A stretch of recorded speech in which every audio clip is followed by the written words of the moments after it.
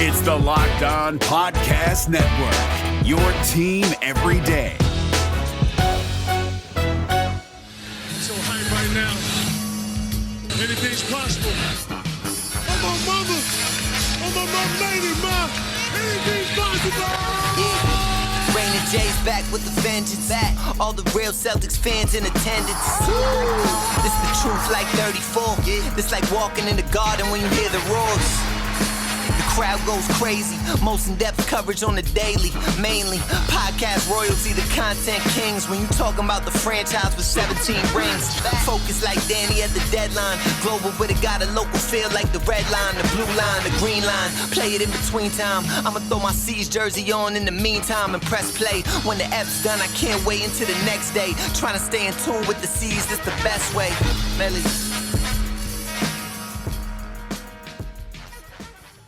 Hey there, welcome back to the Locked On Celtics podcast. Thank you for making this show part of your daily routine. Whatever it is that you're doing right now, I want to thank you for watching the show on YouTube, listening to the show on podcast, wherever it is that you listen. I just want to say thanks for incorporating this into your daily routine. I'm John Karalis. I cover the Boston Celtics for Boston Sports Journal, and I've written a book called The Boston Celtics All-Time All-Stars, which I hope many of your fathers are enjoying. Many people have bought it, a signed copy from my website, johnkaralis.com. And I'm just really thankful that you guys have done that. I really do appreciate that. You can still order it. It's on back order right now. But you can order it once the books come in. Boom, they go right out. And I'll make sure that you get them as soon as possible. But signed copies again for $30 at johnkaralis.com, or if you just want to get a copy, you can get them anywhere. So, all right, today's a mailbag episode, and it's brought to you by Michelob Ultra. Enjoyment isn't the end game, it is the whole game. And at 2.6 carbs and 95 calories, it's only worth it if you enjoy it. And we're going to enjoy a lot of questions from people. I just put it out on Twitter real quick. I mentioned this last night, people sending me questions, and so here is a fine selection. I think I got all of them. If I didn't, I'm sorry. But starting with coaches, and then we've got a question about a lot of questions about player movement, and then even nicknames. So let's start right away with Rita at Smiley Jogger on Twitter, who asks, how about Nate McMillan as a possible coach? He seems like a good fit for what the team needs. Is his contract with Atlanta only through the current season? Derek Costa 1920 asks, now that Rick Carlisle is available, can you see Brad going all in on him? Or do you think he will still be keen on hiring an African-American voice as their next coach? So let's answer both of these questions at the same time. Nate McMillan, I do not expect to be available. He's having a wonderful run with the Atlanta Hawks. That's working. They will probably want him to stay. I understand why people would say, hey, yeah, let's bring him in. Right now, he's an interim head coach, and he can, unless they come to an agreement, he can go anywhere he wants. But look, you just took a team into the semifinals, maybe the conference finals, maybe beyond. But I would say that why would he go anywhere? Why would the Hawks let him go anywhere? This works. The players clearly are responding to him. Get him a long-term contract in Atlanta. Rick Carlisle is an interesting guy, former player, former Celtic, won a couple of titles alongside Larry Bird. If Danny Ainge were still in charge and Brad Stevens had decided to go elsewhere, I might say, yeah, because they were teammates and that might be a direction that he goes. I do still think that this is a very important hire for Jaylen Brown and Jason Tatum. I think those are two guys that are going to have a big voice, as I mentioned in the last podcast.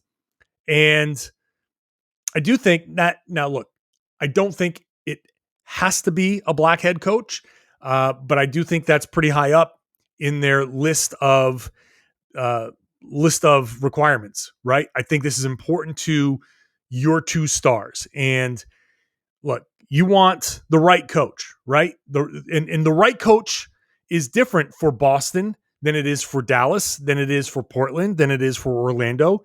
Different teams, different requirements. They're all going to hire probably pretty good head coaches because even the ones who get fired are still probably really good. You don't get up to this level if you're not. But for Jaylen Brown and Jason Tatum, I think adding a black voice to the coaching staff is important to them. I think it's especially important to Jaylen Brown.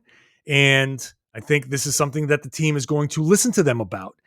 And if I'm guessing, I'm just guessing that I think that if I can read Jaylen Brown right, I think he might prefer to add a new voice to the league's coaching ranks.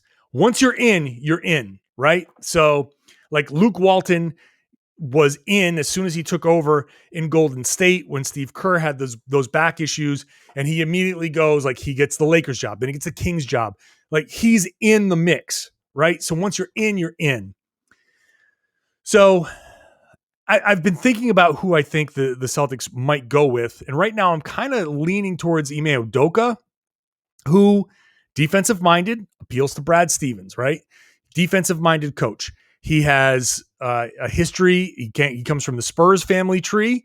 He is coaching the Brooklyn Nets, or assistant coach with the Brooklyn Nets. He's responsible for their defense. Their defense has generally been a lot better. So you think of the Brooklyn Nets this playoff run, aside from Kevin Durant being like, holy wow, you think, wow, that defense has actually stepped up. That's Ime Udoka's fingerprints are all over that. So that's impressive. He has, and one of the things that really, really makes me lean towards him, in San Antonio, he has seen stars, and he's seen how a coach accommodates those stars. In Brooklyn, he has seen stars, superstars, megastars. And how does Steve Nash work with them?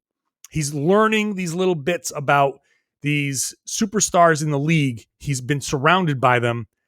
I like that exposure to the stardom. So short of Karalis, who I think is still going to be a great hire, I'm leaning towards Ime Udoka at the moment. So that's where I think the coaching search is going to be. At 36com, will Brad be bold or will he tinker? Which do you prefer based on last year's team? And now I'll add to that, at Bailey Tonkinson, do you think it's at all likely that Brad will make a trade for a star using or not using Jaylen Brown this offseason, like Beal, Simmons, Dame, etc.? So in the mold of, will he be bold or will he tinker? I think at first it's going to be more tinkering, because I don't think Damian Lillard is available. I don't think that bold move is available right away. But he'll tinker with the bold move in mind. Look, he's worked for Danny Ainge for a long time. He has seen Danny Ainge take swings. He's seen Danny Ainge go big move, small move, tinkering move, not tinkering. So he has experienced a lot. Which way does he go? Well, right now, what are his options? We've got Kemba as a trade chip. Jaylen Brown, I guess, is a trade chip, but I don't see why people, and I'm not saying that Bailey is suggesting that he wants Jaylen Brown out, but people have been very, like, I don't want to say eager either, but Jaylen Brown suggestions have come up a lot. And I don't know why. I feel like people have forgotten that Jaylen Brown is pretty damn good. Jaylen Brown is a really good basketball player. I don't think he's going to move Jaylen Brown just yet. I'm not saying he'll never move Jaylen, but if you move Jaylen Brown, yeah, you're going for that monster, like, mega deal.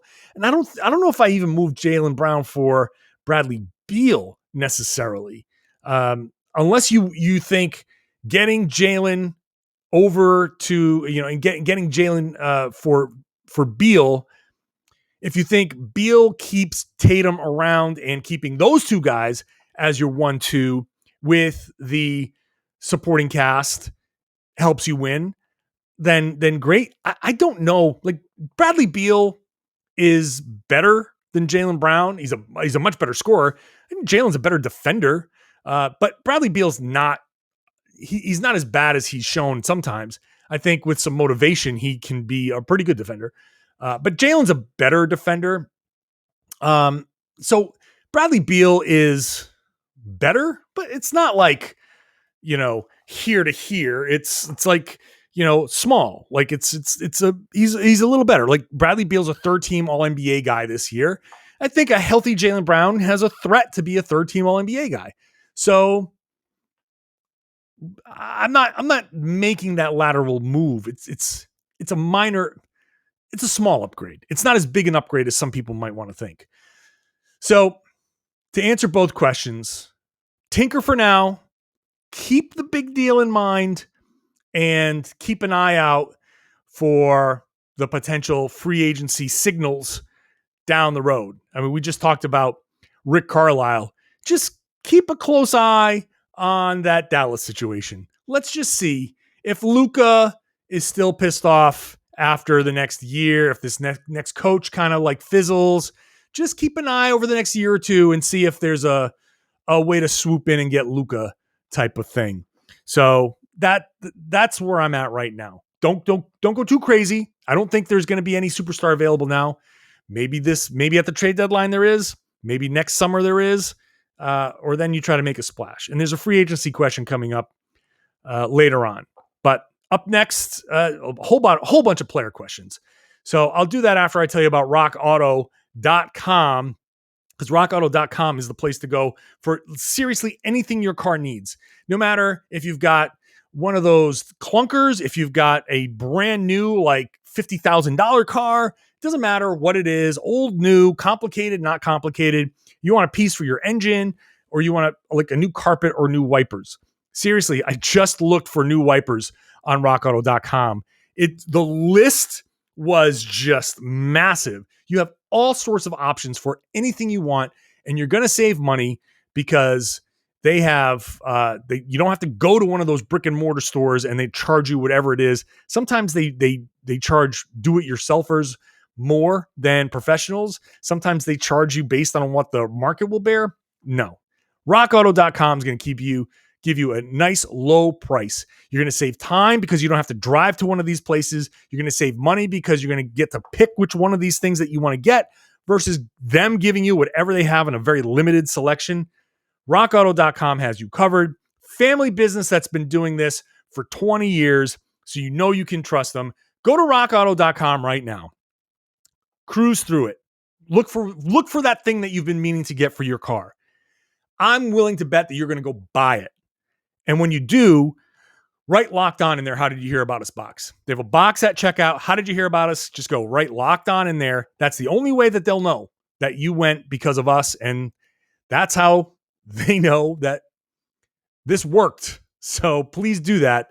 It's an amazing selection. Reliably low prices, all the parts your car will ever need. rockauto.com. Today on the road to the finals, our coverage of the NBA playoffs is brought to you by Michelob Ultra. It's only worth it if you enjoy it, and at 2.6 carbs and 95 calories, we can all enjoy the games a little bit more this postseason. And congrats to the Milwaukee Bucks for extending their series. Giannis Antetokounmpo went off, and the Bucks did a lot of the stuff they didn't do when the Brooklyn Nets were trying to make a run. They settled down. They actually scored the ball. Chris Middleton was a monster. Great job by the Milwaukee Bucks extending that to 7 games. We'll see how that goes moving forward. So Bucks still alive. Nets on the verge. Could be out after this. Moving on in the mailbag, J-Town asks, how do you think Ricky Rubio would fit with the Jays? He would have to be part of a Kemba trade somehow, but he's on and expiring, and I don't think he fits with Minnesota long term. Similarly, Cam asks, do you think Lonzo is the best type of point guard to have around the Jays? And Javi Gata says, thoughts on Ben Simmons as a target? Could he be acquired? Would he fit? These are the point guard questions. And so I'm out on Ricky Rubio. I don't think that he works. And I'm going to keep answering this as I look up his salary. But I don't think that history shows us that getting Ricky Rubio is meaningful at all. Yes, he can make passes. Yes, he's not really going to hit some shots, but occasionally he'll play a little defense. It's just not worth it's not worth it. The numbers I think historically have shown that Ricky Rubio is a net negative on any team that he goes to. So he makes $17.8 million next season, which means, yes, it has to be a Kemba trade. That's the only way, unless for some reason they decide that they want Evan Fournier. Maybe. I don't see it. Doesn't fit, but hey, Minnesota's done stupid things before. But I just don't see it happening, and frankly, I don't really want it to happen. Lonzo is more of a fit. However, it's impossible to get Lonzo. You have to get him via sign and trade, and you can't. They're not going to sign and trade for somebody because that hard caps them, and they're going to be so close to the hard cap line. You can't risk being hard capped because, and I don't know if people quite understand the hard cap. When I say hard cap, that's a number about $4 million or so above the luxury tax line. They cannot cross that. If you receive someone via sign and trade, if you give somebody the full mid-level exception, you cannot, there's no exception in the world. There's nothing that allows the Celtics or any team to spend any money above that. That's it. You're done. If everybody gets hurt, forget it. Tough. You can't sign somebody. You can't sign a 10-day contract. Nothing, nobody, nothing. Now, you can go above that line. It's called the apron in NBA language. If you hear people talk about the apron, that's the line. That's what teams are hard capped at. You can go above the apron if you're not hard capped. So that's not a line that hard caps everybody. It's only if you acquire somebody via a sign and trade or you give somebody your full mid-level. So Lonzo, you have to get him via sign and trade. He's going to want too much money, and he's going to certainly not be worth $5.9 million or something like that. There's a roundabout way to get him. If he goes to a new team, signs with a new team, and then at the trade deadline, it for some reason doesn't work, then there's an opportunity to get him because you're just trading for him. But that doesn't make that so infrequently happens, rarely happens. But Lonzo as a type, tall, defends, can pass in transition, can hit a shot now. That's great. But the problem with Lonzo is he's not a good half court point guard right now. He can maybe develop into one, and maybe it's worth the shot, but he's not a half court point guard. He's a transition point guard. He's more Ben Simmons if Ben Simmons would take and make threes. So that's kind of not quite the defender, but transition point guard, not a half court point guard. But he can certainly defend and all of that and hit the threes, and you figure it out in the half court. Lonzo might be one of the better fits with these guys. You just use him as a screener and a cutter, and that could work. But it's almost there aren't a lot of guys like that out there, and it's not worth spending much more time on Lonzo because they're not going to get him. But who knows? Maybe down the line, year from now, 2 years from now, who knows? Ben Simmons as a target. Look, if Philly loses to Atlanta, Simmons is as good as gone. And I was listening to Zach Lowe talk to Spike Eskin of Rights to Ricky Sanchez, and they basically are like, yeah, you kind of got to get him out of there if they lose. If they lose to the Atlanta Hawks and just fall apart, you got to find a trade. But the trade for Ben Simmons is higher than Kemba Walker, but certainly below all-star. The first name, they were starting to throw out names, and the first name that popped into my mind was CJ McCollum. And McCollum is the first name that Zach Lowe said. So that's the type of player.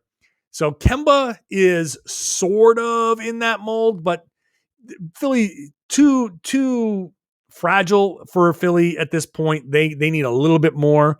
I can see Simmons for McCollum happening before I can see anything with Kemba Walker. And frankly, why would Philly trade with Boston? That wouldn't make much sense. He could come in and just do what he does and probably fit fairly well, but I don't know. Unless he was really willing to accept some coaching and understand, like, hey, maybe switch to your right hand, or at least if you're going to shoot lefty, do other things on offense besides stand around. Like that, you got to be more than just get out into transition.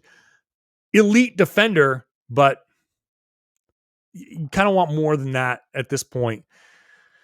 Cole asks, any thoughts on Kyle Anderson as a TPE target? He had a great year in Memphis and be on the last year of his contract. He thrived playing the 4 in Memphis while JJJ was out with him back, and slow-mo's impending free agency. I could see them looking to move him. So I don't know that they are going to look to move him. So you have, I'm just trying to think of, they can get rid of Justice Winslow,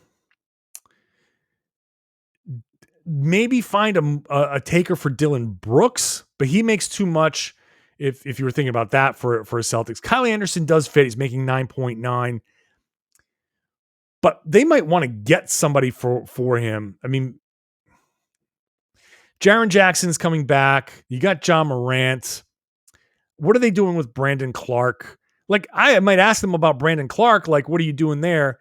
But Kyle Anderson has had a great season. He averaged a career high 12.5 points. He shot 36% from 3, which is the second best mark of his career. His his effective field goal percentage was close to a career high. He shot well. He plays well. I mean, I like him as a forward in this. Like, I just think he's a good, solid guy. I don't see why they would want to move him, and certainly in a TPE situation, like they might want to take somebody back in that, and maybe the Celtics just acquire him and send back, I don't know. I don't think Carson Edwards will do the trick. Kyle Anderson is useful. I think he's good. I don't think they're just going to give him away for nothing. And I don't think the Celtics want to give up draft picks. But if there is an opportunity to get Kyle Anderson, then sure, depending on the cost, I think he's a good player and he can certainly help.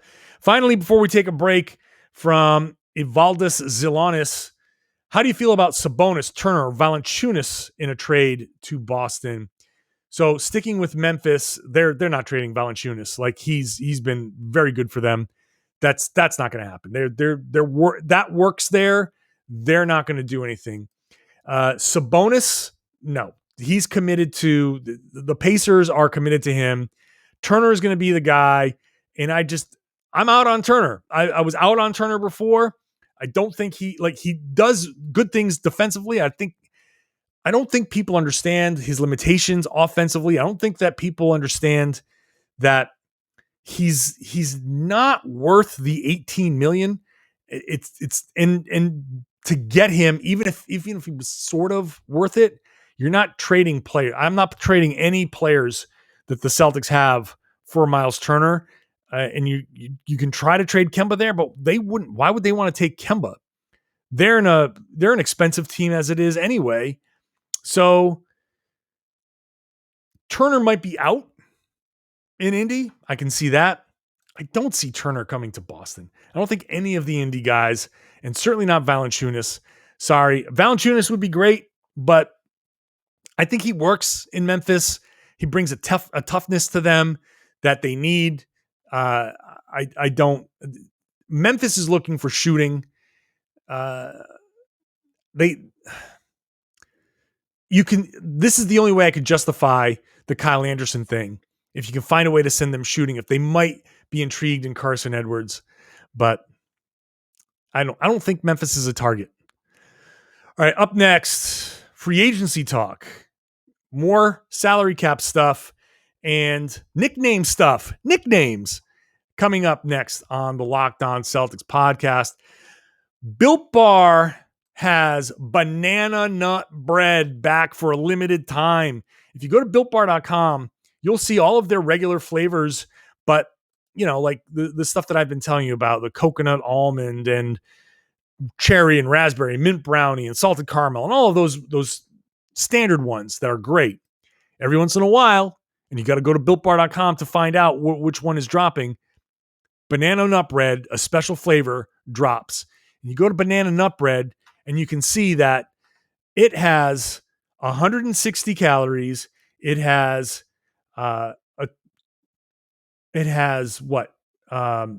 low sodium, high fiber, 5 grams of sugars. Like it's an amazingly the nutrition value is great. Now, if you've got a nut allergy, you don't have to get this one. But if you're on a keto diet, you can. It's all there on builtbar.com. Just go click on it. It'll tell you which ones how you want to compare these. And you'll see all the special flavors and all the other special offers and all the other things that they give away. They've got tons of great flavors. So I love them. I get to order one. I'm gonna leave this up now because when I'm done here, I'm gonna go back and stock up because I ran out. I'm gonna use the promo code LOCKED15 because that's gonna get me 15% off. You should use LOCKED15 every time you go to builtbar.com because that will get you 15% off the best tasting protein bar on the market. Let's keep rolling through the mailbag questions. Ben Anderson asks, there are a lot of free agents in 22-23, assuming Kemba is gone by then. Who do you think the Celtics have a realistic shot at getting in that free agency besides Bradley Beal? So I know you said realistic. I'm gonna go out on a limb. I got 2 answers. I got a real answer and a fantasy real answer. Nikola Jokic is a free agent that year.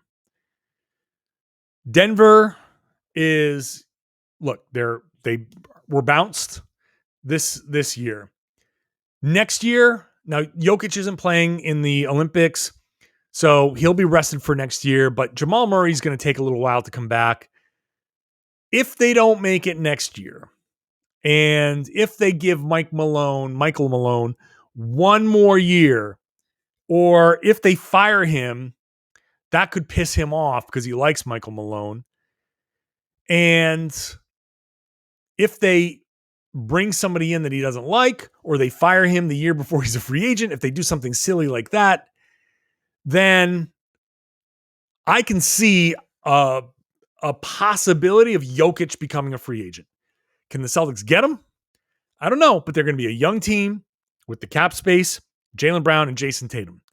This is going to be a hell of a team to put around Jokic, Tatum, 2 MVP candidates right there, Jaylen Brown. So that's my fantasy kind of like, maybe. My more realistic target right now might be Christian Wood because Houston's a mess. Tillman Fertitta is like, I don't know. I feel like he's broke.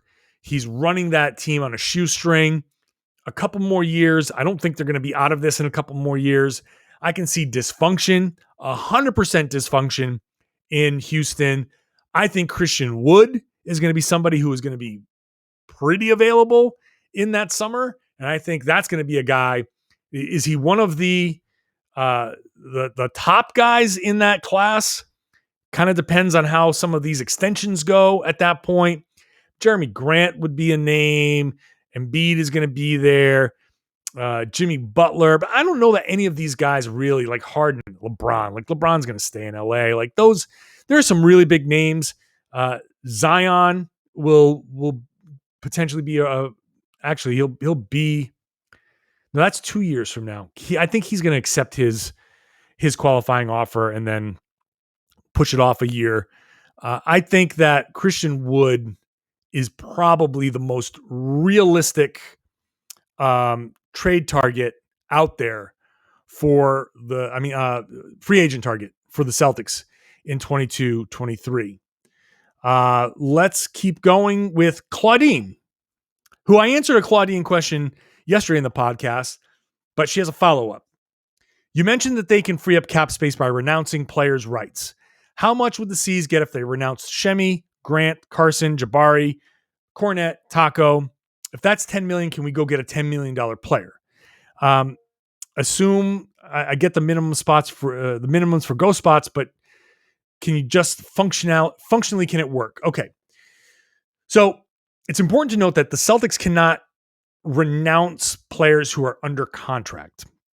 So Grant Williams is under contract for next season, and as is Carson Edwards. You can't just say, "Oh, we renounce you." If you cut Grant Williams, if you cut Carson Edwards, if you cut any player, you owe them the money that is guaranteed remaining on their contract. So Grant next season makes 2.6. The following season is non-guaranteed. The Celtics can guarantee it at 4.3. That's a standard rookie contract. Carson Edwards is at 1.7 next year. If they cut him, just flat out cut him, they can't renounce him. They owe him the $1.7 million. And that money stays on the cap sheet. They can do a thing called waive and stretch. So when you waive a guy and you stretch him, you get twice the remaining years plus one. So 1 year left on Carson Edwards. You can stretch that over twice the remaining years, which is 2 plus 1, which is 3. So you have the current year, the next year, and the year after that. So I didn't do the math, but take $1.7 million, $1.8 million and divide it by 3. That's what, $600,000 basically. And $600,000 is on the books, which is much less than 1.8, but it's on the books for the next 3 years. This year, next year, and the year after. So that's a little cap minutia there. So the Celtics can renounce this summer Shemi Ojeleye, and that would open up I don't know what's his cap hold, but it doesn't matter. That automatically frees up the 1.75 that he's made. Who else is there? They can waive Jabari Parker, who has a non-guaranteed salary, 2.3, essentially $100,000 of that is guaranteed. So you save 2.1. So that opens up 3, but it doesn't even matter. You can renounce Cornette. You can't renounce Taco because he was a two-way player. That actually doesn't count. Taco's numbers don't count in any of these salary calculations. So the most you can get is, what was it? 5, 6-ish, 6.5, whatever that number is. But you got to remember that the Celtics are pretty much close to the tax, and however they work out the Kemba Walker situation and the Evan Fournier situation, that doesn't allow them to go sign players. Like, when you're over the cap, you're over the cap. And when you clear out salary, say they cleared out $10 million of salary, that doesn't mean that $10 million can go to other players. That just comes off the top. And so the Celtics are over the cap, and they're committed to $132 million next season. You can bring it down to 122 theoretically in certain ways, but that doesn't get you down to the cap. That just reduces the overall number. So it's hard, I think, because people say, hey, we just gave up a $5 million player left, a $10 million player left. In some instances, depending on what your cap situation is, yeah, that frees up $10 million. But when you're so far over the cap that you're close to the tax line, that just gets you lower, further away from the tax line, or it reduces their tax bill. But that is not going to get them a $10 million player. Clearing out that space just reduces the overall number. So think of it as a pile of money. there's a line where the pile of money, it's like, here's the cap. You got a pile, it goes up here, and now here's the salary cap. And you keep going up, and now here's the luxury tax. And you keep going up here, and now here's the apron. Those are your benchmarks here. When you cut salary, you're just bringing it down. You're not Jenga pulling things out. You're bringing it up. You're just taking it off the top. So you're just bringing it down. So you clear 10, you still got to bring it down to, you got to clear 20 more. You got to just keep bringing that mountain of money further down. So hopefully that explains things. Rita wants to know, I'm curious if Taco studies or communicates with Boban as a role model. It was interesting to see Boban start and get minutes during the playoffs. Is there any sign that Taco is progressing to contribute like Boban did? I don't know if they've talked. I remember going to Dallas and it was brought up, and Taco, if I recall correctly, didn't make it seem like they were like talking. I don't think that there's a over 7'5" club that they belong to. And I understand, like, I think Boban is like Taco's ceiling, but I don't think that Taco looks to Boban and says, oh, okay, here's a guy that I can be like. I think Taco has been trying to progress and be, not to sound cliche, but the best that he can be, and not to be the best like whatever Boban is. I mean, frankly, I don't know if there's much to study with Boban. Boban's just a big dude. And, he has more fluid movement right now than Taco. He is a little bit more athletic than Taco. And so I think Taco's a little ways away. But I do think that Taco can, over time, progress into something a little bit like, a little bit like Boban, who can give some solid minutes off the bench. He's slow in a lot of things that he's trying to do. And I think he just some minutes, some G League minutes, some reps, something to get him just moving better, getting his hips moving better, firing off of those hips and moving side to side quicker. Those kinds of things. Like I would, if I was one of those weird online basketball trainers, I would tell Taco, never, ever, ever walk in a straight line ever again this summer. Just everything is side to sides. Sidestep your way down the hall to the bathroom. Sidestep your way. Get those hips going so you can push off and be explosive.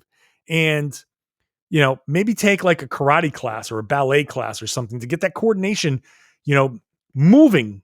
I don't know if anybody's laughing at this, but I've taken karate. Like, I understand like the how much more nimble it makes you. It just, you understand your body better. You move better. Like, let's get Taco into a karate class. Also, can you imagine Taco as a karate expert? Holy crap. But he's not close, but I can see it. And I don't think he's going to be with Boston next year. So hopefully he continues to learn and grow, because he's a good guy. And I hope that he can figure it out. Finally, Anthony Cintron asks, all superstars have cool nicknames. Why doesn't Tatum have one yet? And what is your all-time favorite nickname for Boston athletes? Now, Boston athletes, well, let's start with this. Tatum doesn't have one because no one gave him one yet. And he's not going to give one to himself, and people shouldn't give themselves nicknames. But, I think that I'm going to push back on the all superstars have cool nicknames thing, because I don't think that they do. LeBron is LeBron. What's his nickname? It's just LeBron. Kevin Durant does not like to be called the Slim Reaper. So that's a kind of cool nickname, but no one on TV calls, the Slim Reaper. Like, I think that, I don't know. Tatum doesn't have one yet because he hasn't earned one. He's going to do something. Like, Paul Pierce has the truth. And that's because Shaq, when he played against Paul, said, let me tell you guys something. Write this down. Paul Pierce is the truth. He added some other language in there, I think. But like, he said, Paul Pierce is the truth. And then boom, that's when Pierce became the truth. My all-time favorite nicknames for Boston Celtics, I might go with the Chief, Robert Parrish. That's a great nickname because it's named after the stoic character from One Flew Over the Cuckoo's Nest, the Chief. And so he became known as Chief. Like that was an actual nickname that, like, Larry had Larry Legend, but no one called him Larry Legend on a regular basis. They called Robert Parrish Chief all the damn time. That's an awesome one. Another one that I just like because it's just hilarious is Tommy Heinsohn being called Tommy Gun because he just shot so much. It's hilarious. Other Boston athletes, I kind of love Big Papi. Big Papi is like, people refer to him as Big Papi all the time. That's the sign of a great nickname, right? If people don't even use your name anymore, like, hey, Papi, like they don't. If you scream Papi in Boston, people will look around and be like, is David Ortiz here? Great nickname. So Tatum might earn one, but somebody's going to have to give it to him. So I don't have one for him. Hope you've all enjoyed the show. Thank you for all of the questions. Hope you've enjoyed the answers. Hope they made sense. For those of you watching on the YouTube, this is where I beg you to subscribe and like and rate and all of that stuff. Please. Trying to build up this network. It's been great on the YouTube page. Thank you very much. I try to get to everybody in the comments. So if I haven't yet, I'll try to. And everybody listening on the podcast. Obviously, this is a podcast first. It's been a podcast for years, and some of you have been listening for all that time. Thank you so much. Please rate and review. Give the show 5 stars wherever you can. That's important. That's how people know that the show is good and that they should be listening. And of course, whenever you get the opportunity, I'd really appreciate it if you shared the podcast and told your friends that they should be listening to the Locked On Celtics podcast here on the Locked On Podcast Network.